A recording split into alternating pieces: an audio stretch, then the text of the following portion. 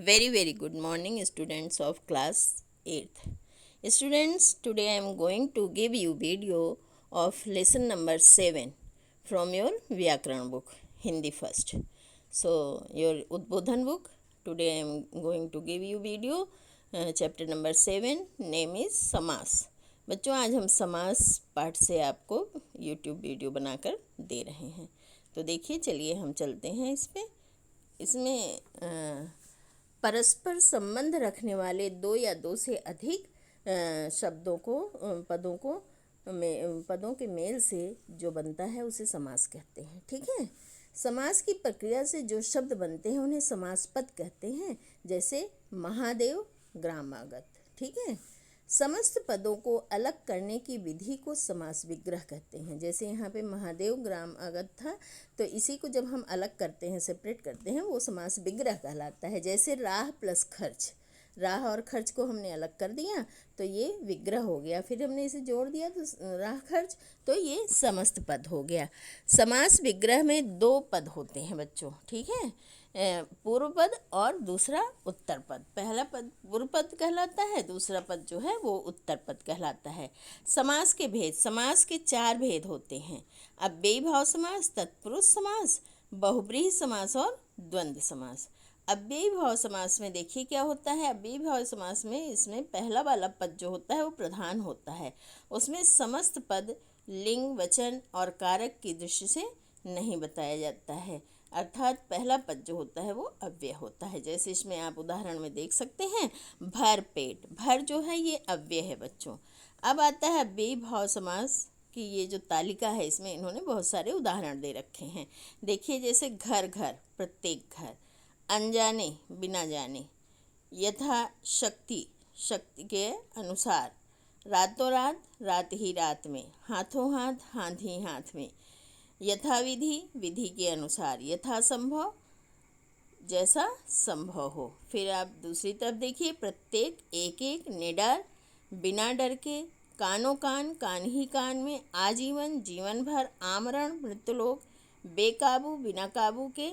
और आजन्म, जन्म से लेकर. अब आपका ये दूसरा पार्ट आता है जिसका नाम है तत्पुरुष समास. तत्पुरुष समास आप देख सकते हैं बच्चों. तत्पुरुष समास, इस समास का दूसरा पद प्रधान होता है. समस्त पद बनाते समय इसके बीच में विभक्ति का लोप हो जाता है, अर्थात विभक्ति इसमें छिप जाती है. तो देखिए यहाँ पर ग्राम को आगत, इसमें को जो विभक्ति है ये छिप गई है. क्या बनता है? ग्रामागत. इसमें समास बनाते समय को विभक्ति हटा दिया गया है. अब आप नेक्स्ट पेज पर चलिए. देखिए, यहाँ पर इन्होंने इसके उदाहरण दिखाए हैं और भी.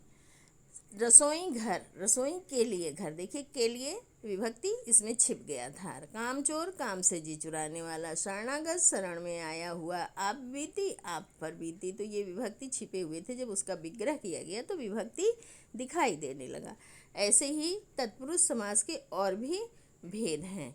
कर्मधारय समास और द्विग समास, इसके दो और भेद हैं. जो एक कर्मधारय के नाम से जाना जाता है, एक द्विग समास से. कर्मधारय समास जिसके दोनों पदों में विशेषण, विशेष या उपमा, उपमान, उपमेय, उपमान से संबंध होता है. जैसे आप देख सकते हैं, काली मिर्च, काली है जो मिर्च. लाल में किला, लाल है जो किला. नीचे आप देख सकते हैं उपमा वाला, उपमेय वाला. मृग नयन, मृग के समान नयन. कमल नेत्र, कमल नेत्र. द्विग समास. द्विग समास में क्या होता है बच्चों? द्विग समास में पहला पद जो होता है वो संख्यावाचक होता है. आप यहाँ देख सकते हैं, चतुर्भुज, चार भुजाओं से घिरी आकृति. तिरंगा, तीन रंगों का समूह. अब जो आपका ये समास है, इसका तीसरा रूप होता है, तीसरा भेद होता है बहुब्रीहि. बहुब्रीहि समास समस्त पद के दोनों पदों में से कोई भी पद प्रधान नहीं होता है.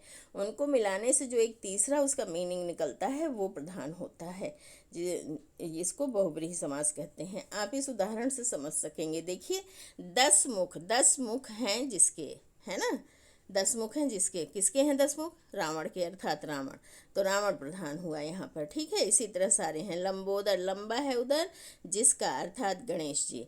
नीलकंठ, नीला है कंठ जिसका, अर्थात शंकर जी. पीताम्बर, पीला है अंबर जिसका, अर्थात विष्णु जी. पंकज, पंक प्लस जय, अर्थात पंख माने कीचड़, कीचड़ में उत्पन्न होने वाला अर्थात कमल। फिर आपका आता है इसका फोर्थ पार्ट बच्चों। फोर्थ पार्ट है द्वंद्व समास। द्वंद्व समास में क्या होता है, दोनों ही पद प्रधान होते हैं अर्थात दोनों पद महत्व रखते हैं। इसके बीच में क्या होता है, समुच्चय बोधक का लोप होता है। समुच्चय बोधक इसमें छिपा होता है। जैसे माता पिता, तो माता और पिता, यहाँ पे देखिए और एवं अथवा इस तरह के जो समुच्चय बोधक शब्द हैं वो इसमें छिपे होते हैं। जब हम उनको विग्रह करते हैं तब वो सामने आते हैं। हमें उदाहरण से समझ में आ जाएगा। आप देख लीजिए, सुख दुख, सुख और दुख, ठीक है। और माता पिता, माता और पिता, तो ये आप देख सकते हैं यहाँ पर। दिन रात, दिन और रात, इसमें समुच्चय बोधक आ गया है। तो इस तरह से ये आपका समास के चारों पार्ट हो गए, चारों भेद हो गए। अब बच्चों इस पाठ में हमें जो मेन चीज़ याद रखनी है वो है समास क्या है। सबसे पहले परस्पर संबंध रखने वाले दो या दो से अधिक पदों के मेल को समास कहा जाता है। फिर यहाँ पर समास के चार भेद हैं। तत्पुरुष समास के दो उपभेद भी हैं, ठीक है। ये इतना आपको ध्यान रखने की बात है। अब हम लोग आ जाते हैं अभ्यास पर। अभ्यास में फर्स्ट क्वेश्चन जो है बच्चों, इसमें प्रश्न उत्तर है। पहला प्रश्न है समास किसे कहते हैं। तो आप ऊपर इसी में याद रखने योग्य में जो फर्स्ट पॉइंट है ये आपका आंसर नंबर 1 हो गया। फिर सेकंड है समास विग्रह किसे कहते हैं।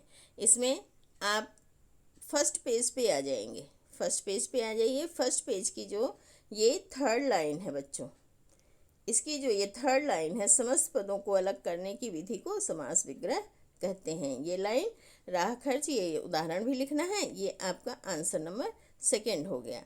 अब इसका थर्ड क्वेश्चन है समस्त पद से आपका क्या अभिप्राय है।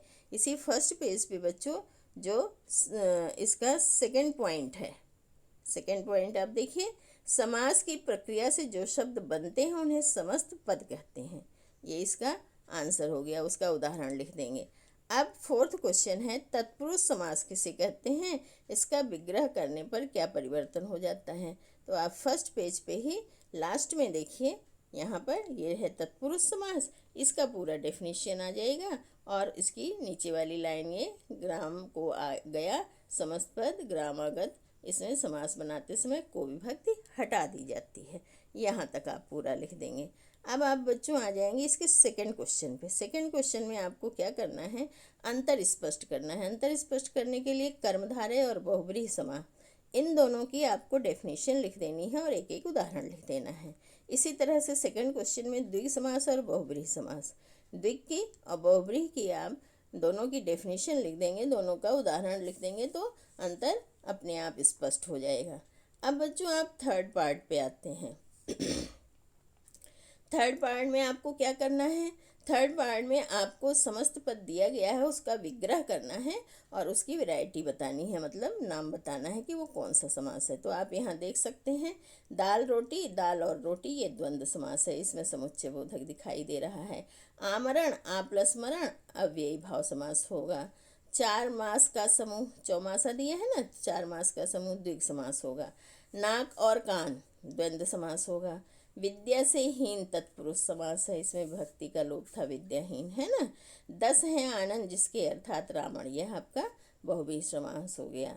प्रतिदिन, प्रत्येक दिन, अव्ययी भाव समास है। हाथों की कड़ी, तत्पुरुष समास है। देश के लिए भक्ति, है ना, ये भी तत्पुरुष समास है। और रोग से मुक्त, ये भी आपका तत्पुरुष समास है। तो इस प्रकार बच्चों ये आपका पाठ यहाँ पर पूरा हो जाता है। और हमें उम्मीद है कि आप वीडियो को देख के पाठ को सुनेंगे, अच्छे से समझेंगे, और ये क्वेश्चन आंसर जो बच्चों इसमें है ये आप अपनी कॉपी में कर लेंगे। All the best, take care, thank you so much.